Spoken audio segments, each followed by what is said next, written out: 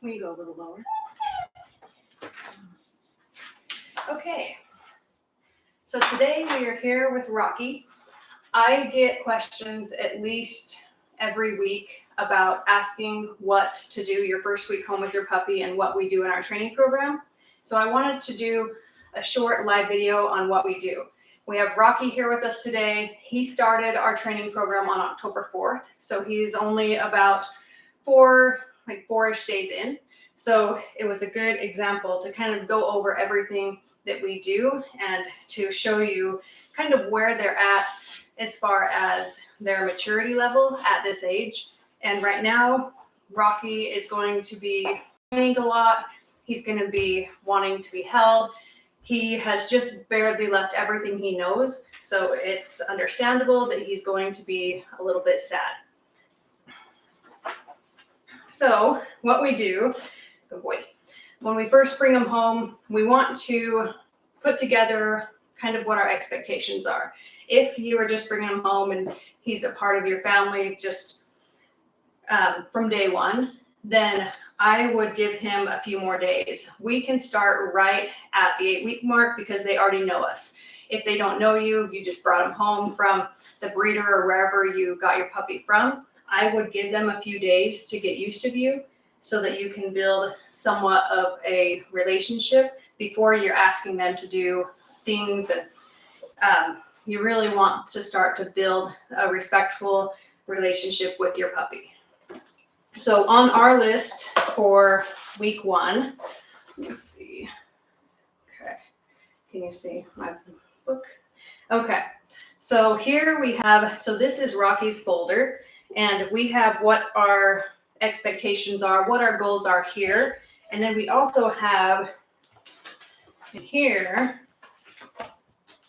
okay, so we also have kind of what the expectations are for the average dog. This one up front is more catered to him and his personality, but it's pretty standard and it's kind of similar to this, but we have added a few things that are specific to Rocky. So the first thing when we bring our puppies home is, move this way. Okay, so the first thing that we want to look at is training. So we want to start by helping them understand what their name is. So every time that we have a treat or whatever it is that they like, so I have chicken, some ham, and then I have Zook's treats. I like to have options because not all puppies are going to even take a treat. Even if they eventually like it, it sometimes takes a few days for them to even take a treat. Come here, buddy. Come here. Can you sit right here for a minute? Good boy. You want to try one? Good boy. And he has already started, we put it on him. So he has already started eating the treats. Good boy. Yes, sit. And responding well to what I'm asking him to do. And we'll get into that as we go through the training. Is the first week, I don't expect them to do their command with the word. I try to lure them. Good, sit, yes. So if they do what I'm going to be asking them, then I can give them a reward, but I'm not going to expect them to do their command, and I'm not going to force them to do the command. If at this age, if they're not doing the command, I can try again. Good boy. Come on. Sit. Yes. Good boy. And you can see that he is very enthusiastic about this. He is being a little bit harsher than I like him to be with their mouth. So what I'm going to do with that is I can start by putting a high reward treat in my hand and wait for him to stop trying to get it before I allow him to get it. That way he will learn that he's not supposed to be biting at me to get it. Yes, good boy. And once he puts his attention somewhere else, then I will reward him. Good boy. Good boy. So again, like when our first week home with the training, then the biggest thing that we're trying to do is to get them to do the commands we're going to be asking just by luring. Yes. So we just did spin, both directions. Good boy. We can do sit, and then we can also do down. So he's done the main commands that we're going to be asking him to do. He can do them with a lure. He obviously does not know them by name. That takes, I mean, sometimes that can take over a month. But it's a good start to get him to start doing it with a lure. Is it? Yes, good boy.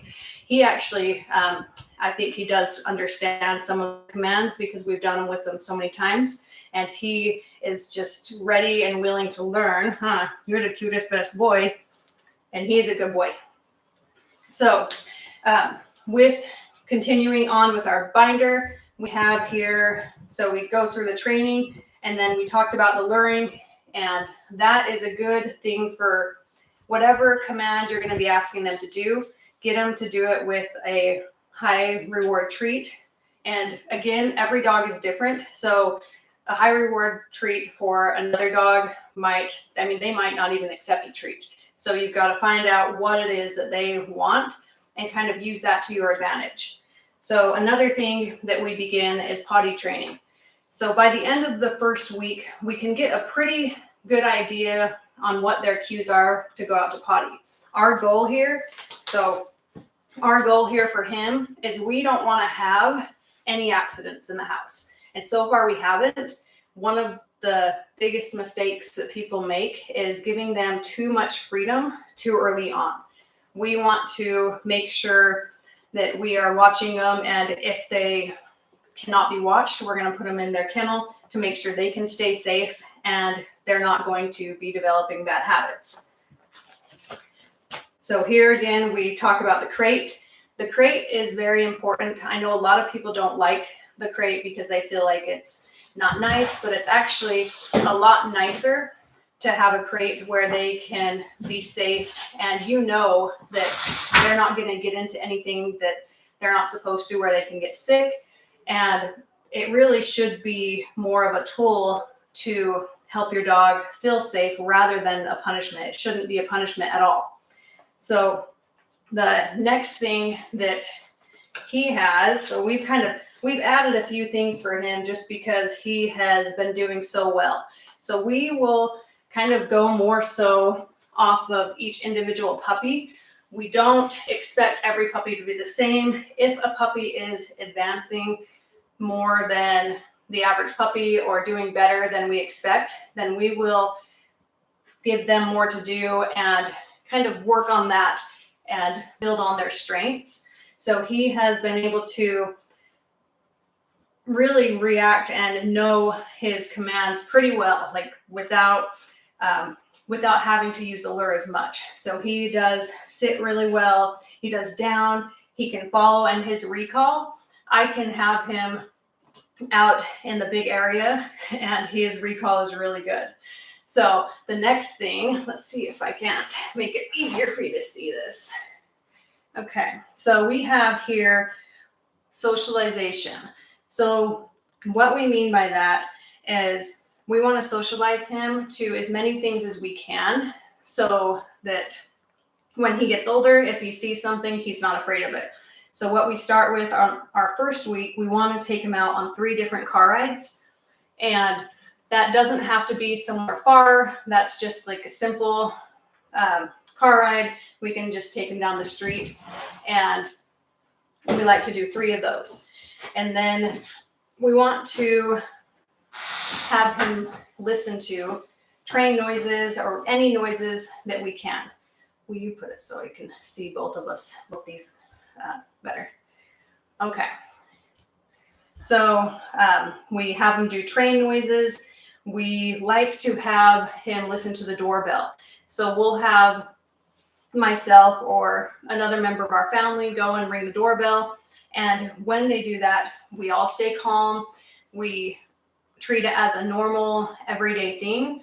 That way they don't develop habits of when someone rings the door, they're not going to get overly excited, jumping up and barking and chewing and trying to get to them. So that's one thing that we do. We start with and continue even after week 1. And then we want to have our puppies the first week into their training program, we want to make sure that they meet a new cat. We have several cats and they seem to love being a part of the program, where we have a few that are really nice to any puppy or dog. They don't care whatever it is, and they do really well. And then we have a few that they don't like dogs. So it does teach the puppies and dogs more respect. And then we have where we want them to meet a new child and a new person. So we do this so that when we take them out, they're not going to be fearful of other people, and they will really be used to doing anything. And this is all in week 1. We do this every single week throughout the entire program, but we want to try to get everything in there to make sure that we are checking off everything we need and doing everything we can to make sure that he is a well-balanced puppy when he's a little bit older. The next thing is we want to talk about general manners. So this is something that's huge and something that's really hard to show. It's something we do almost 24/7. And what we mean by general manners is no chewing, no begging, no jumping, no accidents in the house, happy crate time, and wait. So those are kind of what we expect for our 8-week-old puppies. So as far as chewing goes, if he starts to chew on something, we want to redirect him. We want to have toys available to him to chew on, that he knows that those are his toys and something that he can chew on. Another thing is no begging. When we're having dinner and the kids are out, we don't allow them to beg or to really be around the dinner table at all. And I feel like one of the biggest mistakes people make is allowing your puppy too much freedom to begin with. So that way they're out and they learn to beg because they're getting stuff off of the floor constantly. So another thing is not jumping up on people. Puppies are super cute. So it's harder because they are so cute and everybody wants puppy to jump on them. Yes, good boy. So what we do is we try to limit that from day 1. That's something that if you allow it one time, that can become a habit. We zoom out a little bit. Come on, you're stuck. You're stuck. Good boy. So another thing is not having any accidents. And again, that is up to us to do our job and watch and make sure that, good boy, yes, that we are on top of it and not giving him too much freedom before he is ready. Good boy. Yes. Good pups. And then another thing is, good boy, and being happy about it. He is not to that point yet. He is struggling the most. He would much rather or with the kids than be in his crate, but it's really important. Another thing that I forgot to mention with the crate is to make sure that you do have the crate so that you can prevent separation anxiety. They need to have a place where you know and they know that they're safe, where they can go to, you can put them there and they can be alone so that they can learn that it's okay to be alone. Dogs naturally do not want to be alone. They are a pack animal. They want to be with their family. That's why every time you move, they're going to get up. They're going to follow you. They're going to try and be with you. But we want to let them know that it's okay to be alone. So that's another good aspect of the crate, is to have that and have it a part of their daily lives. Rocky, what you doing? Good boy. Come on. You gonna be stuck? Good boy. Good boy. Sit. Good boy. Good boy. So our goals this week and by the end of week 1 for him is that we want to only be getting up once throughout the night. And we are almost there. Last night he got up twice, but I think it was because I got up and I woke him up. So by the end of our week 1, we are hoping that they're sleeping most of the way through the night and only getting up once.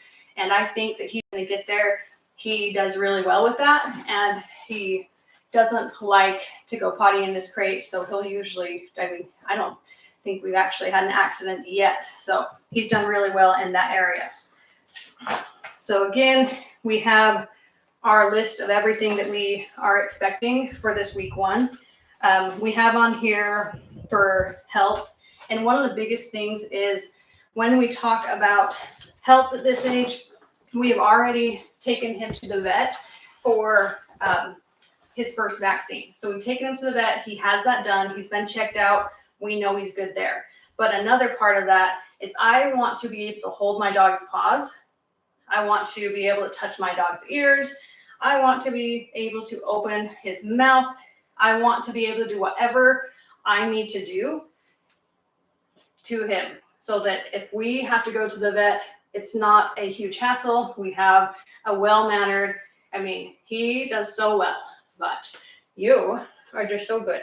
But I want to be able to do whatever it is I need to do so that if we have to go to the vet, we can easily do that without a hassle.